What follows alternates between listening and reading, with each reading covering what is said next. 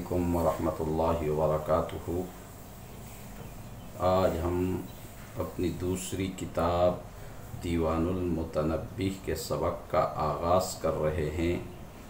سب سے پہلے ہم بطور تیمم اور تبرک کے یہ دعا پڑھ لیتے ہیں: رب اشرح لی صدری ویسر لی امری واحلل عقدۃ من لسانی یفقہوا قولی۔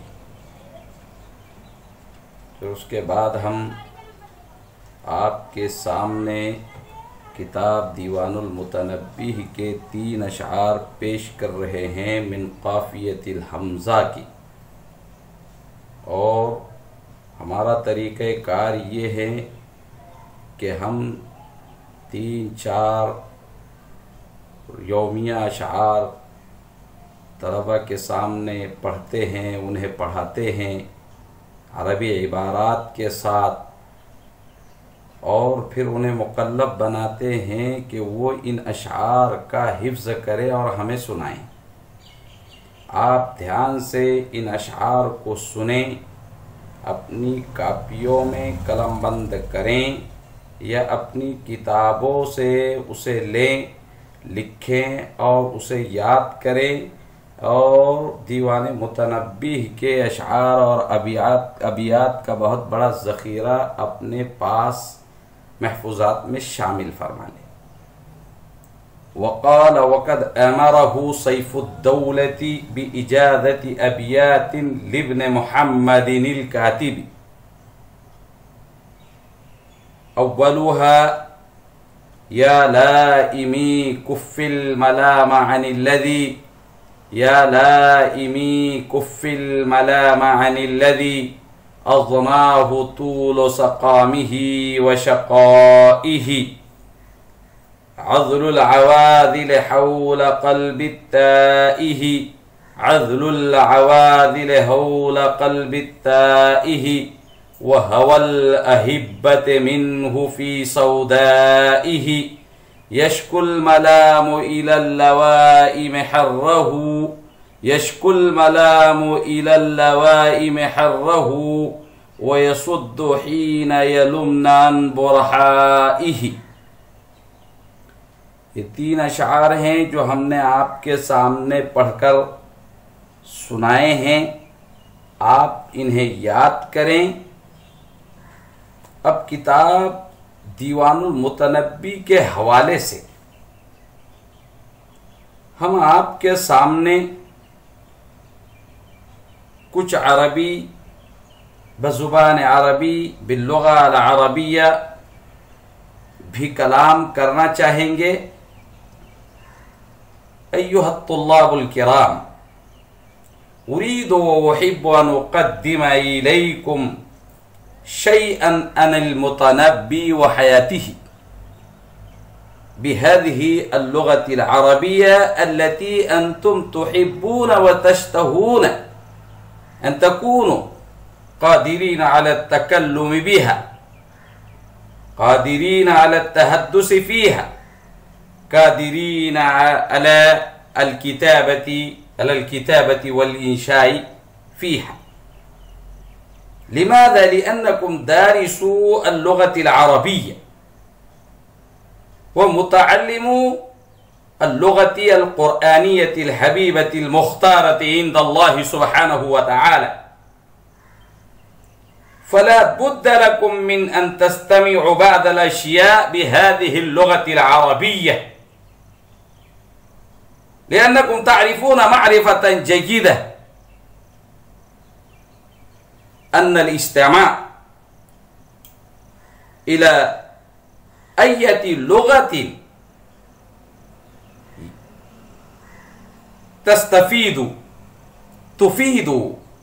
يفيد الإنسان ويفيد السامعين. لو أنكم تريدون وتحبون أن تكونوا قادرين على التكلم باللغة العربية فلا بد لكم من أن تستمعوا إلى الخطباء العربيين الماهرين وإلى المتكلمين الذين يتكلمون بهذه اللغة العربية بغاية من السرعة الفائقة. لماذا؟ لأنكم تريدون أن تكونوا قادرين على التكلم والتعبير عما تجول وتدور بخواطركم من الانطباعات والمشاعر والعواطف بهذه اللغة الحبيبة، وتريدون وتحبون أن تنشأ فيكم ملكة راسخة خطابة وكتابة، حوارا ونقاشا، إنشاء ونطقا.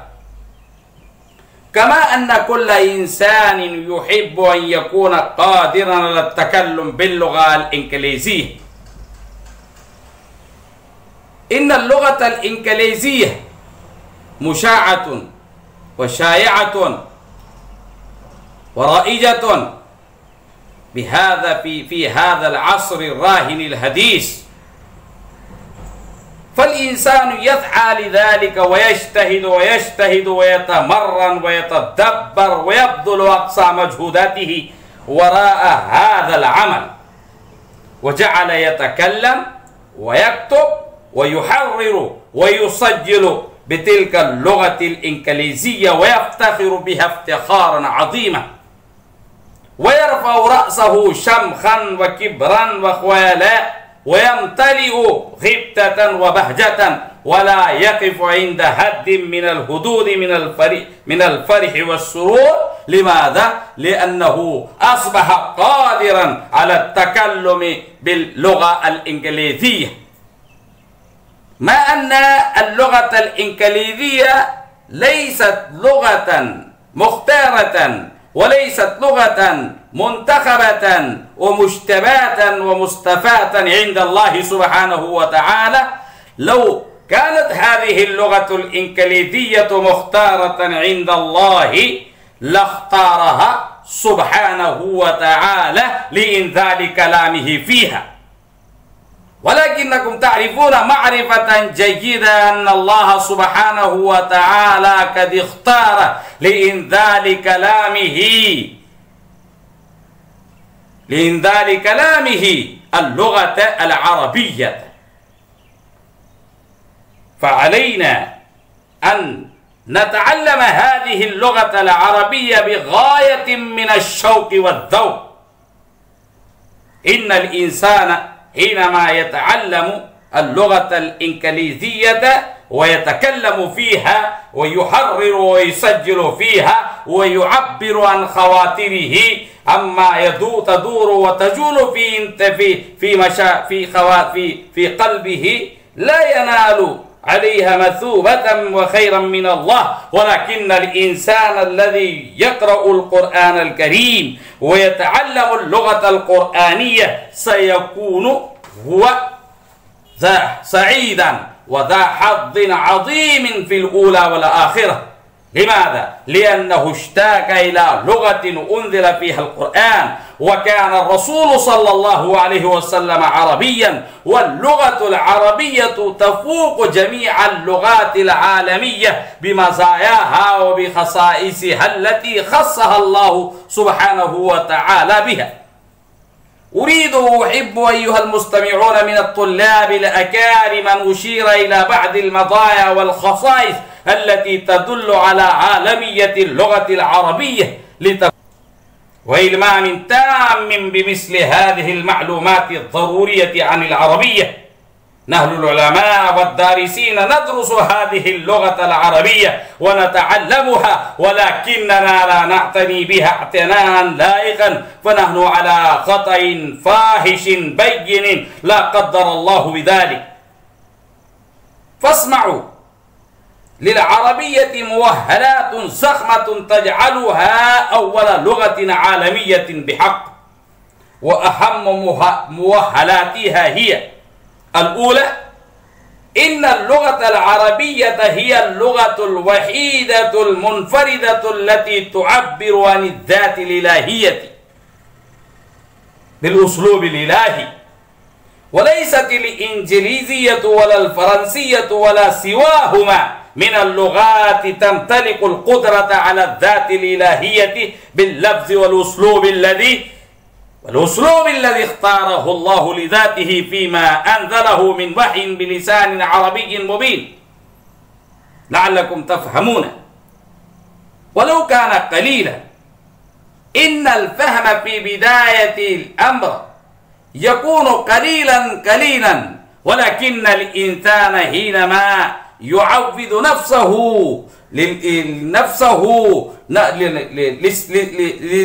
للاستماع باللغة العربية فيكون عاديا، فيكون فهمه كثيرا ويكثر فهمه إن شاء الله. وهذه منزلة استأثرت بها العربية ولن تتطاول إليها أي لغة لأي شعب. وهل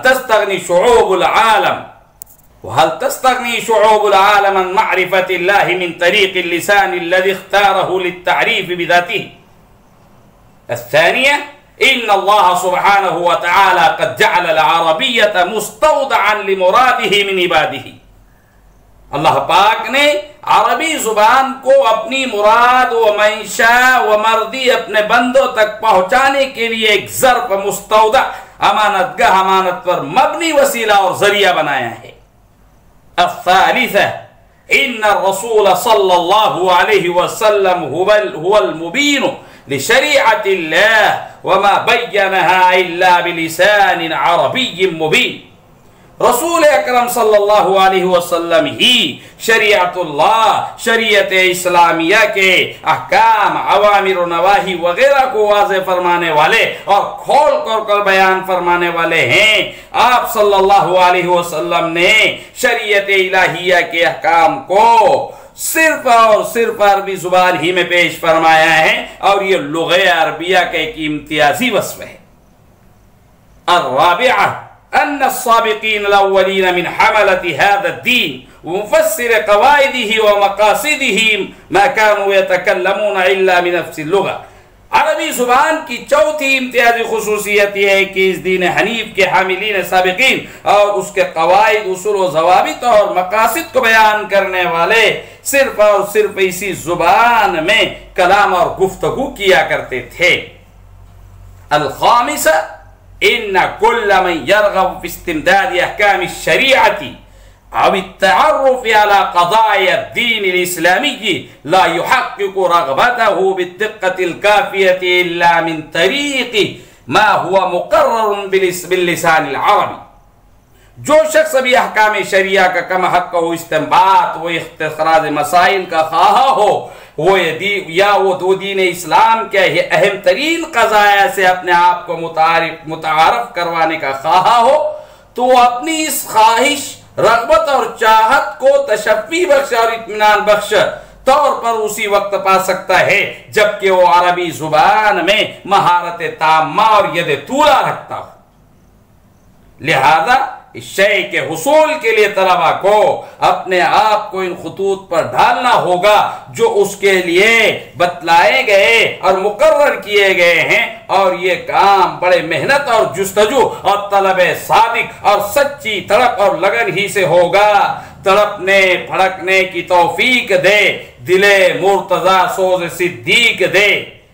طلبہ عزیز، یہ ہمیشہ یاد رکھیے عربی زبان دنیا کی ان وسیع، شیریں اور سلیس، پاکیزہ اور خوبصورت ترین زبانوں میں سے ایک ہے جس کی مثال مشکل سے ملتی ہے. اس کے الفاظ کے مخارج بڑے سامعہ نواز، پیرائے بیان بڑا بلیغ، تراکیب بڑی دل آویز اور صوتی اثرات بڑے وقی اور مؤثر ہوتے ہیں. پھر اس کی خوبی یہ بھی ہے کہ ایک ہی مادے سے اکثر صرف 3 حروف سے مختلف قسم کے افعال نکلتے چلے جاتے ہیں، جن میں بسا اوقات 7 حروف تک ہوتے ہیں اور جن کے معانی بالکل مختلف ہوتے ہیں. اس کے علاوہ صلات کے بدل جانے سے بھی معنی کچھ کا کچھ ہوتے ہیں. بات کو مؤثر بنانے کے لیے لغہ عربیہ اور عربی زبان میں مجاز، کنایہ، تشبیہ، استعارہ وغیرہ کا اور معانی میں گہرائی اور گہرائی پیدا کرنے کے لیے مترادفات کا بکثرت استعمال ہوتا ہے. الفاظ کی آخری آواز اعراب کو حروف ہی کے ذریعے ادا کیا جاتا ہے، انہیں لکھا نہیں جاتا. چنانچہ زبر زیر پیش کو علامت کے ذریعے ادا کیا جاتا ہے، حروف سے نہیں۔ عربی زبان کی ایک بہت بڑی خصوصیت یہ ہے کہ غیر زبانوں کے الفاظ کو اپنے قالب میں ڈھال لینے، معرب کرنے میں اور ان کو بدل کر خوبصورت شکل دینے میں یہ زبان اپنا ثانی نہیں رکھتی۔ اس کی یہی امتیازی خصوصیات تھیں جن کی بنا پر خداوند عالم نے اپنے کلام قرآن مجید کو اتارنے کے لیے اسی زبان کو منتخب فرمایا ہے، اور قرآن جیسی معجز کتاب اس زبان میں اتاری جو بلا اختلاف عربی زبان و ادب کی وہ واحد کتاب ہے جس کی ایک آیت کی مثال بھی عرب کا بڑے سے بڑا شاعر اور ادیب اب تک نہ لا سکا۔ خدا کے بعد اس زبان میں خدا کے پیغمبر محمد عربی صلی اللہ علیہ وسلم نے اپنی حدیثیں ارشاد فرمائی جو عربی ادب میں بلا اختلاف اپنی فصاحت و بلاغت اور معنوی جامعیت میں شہپاروں کی حیثیت رکھتی ہے۔ بندہ اس مضمون کو حضرت عمر ابن خطاب کی اس قول و ارشاد گرامی پر پورا کرنے جا رہا ہے جو آپ نے لغہ قرآنیہ کی نشر و اشاعت اور اس کو رواج دینے پر ترغیب دیتے ہوئے فرمایا ہے۔ فقد روى ابن شیبة شیخ الامام مسلم ان عمر ابن یزید انه قال كتب عمر إلى موسى الأشعري أما بعد تفقهوا في السنة وتفقهوا في العربية تفقهوا في السنة وتفقهوا في العربية۔ آپ نے حضرت موسیٰ اشعری کو لکھا کہ تم لوگ علم سنہ میں سمجھ بوجھ حاصل کرو اور عربی زبان میں بھی سمجھ بوجھ اور مہارت پیدا کرو۔ آپ نے یہ بھی فرمایا ہے تعلموا العربیۃ فإنها من دینکم۔ اب میں چند عربی اشعار پر آج کا اپنا یہ سبق ختم کرتا ہوں۔ ایک عربی کا شاعر کہتا ہے لغتی وافخر اذ بلیت بحبها، لغتی وافخر اذ بلیت بحبها فهي الجمال وفصلها التبيان، فهي الجمال وفصلها التبيان، عربية لا شك أن بيانها مبتسم في صغره القرآن، هام الفؤاد بروضك الريان، هام الفؤاد بروضك الريان، أسمى اللغات ربيبة القرآن، هام الفؤاد بروضك الريان، أسمى اللغات ربيبة القرآن، أنا لن أخاطب بالرتانة يعروبا، أنا لن أخاطب بالرتانة يعروبا أو أستعير مترجما لساني، أودعت فيك هشاشتي ومشاعري، أودعت فيك هشاشتي ومشاعري، أودعت فيك هشاشتي ومشاعري، ولأنت أمي والدي وكياني، لغة حباها الله حرفا خالدا، لغة حباها الله حرفا خالدا، فتوضعت عبقا على الأكوان، وتلالأت بالضاد تشمخ عزة، وتلالأت بالضاد تشمخ عزة، وتسيل شهدا في فم الأزمان، فاحذر أخي العربي من غدر المدى، فاحذر أخي العربي، فاحذر أخي العربي من غدر المدى، واغرس بذور الضاد في الوجدان، ما كان حرفك من فرنسا يقتدى، ما كان حرفك من فرنسا يقتدى، أو كان شعرك من بني ريغان، ولئن نطقت أيا شقيقتي فلتقل، ولئن نطقت أيا شقيقتي فلتقل، خير اللغات فصاحة القرآن۔ ان اشعار کو یاد کر لیا جاوے، ذخیرہ محفوظات کا بڑھا لیا جاوے۔ اور ایک دوسرا عربی کا شاعر جن کا نام محمود سامی البارودی ہے، ان کے بھی کچھ عربی اشعار سنائے دیتا ہوں، انہیں یاد کر لیا جائے۔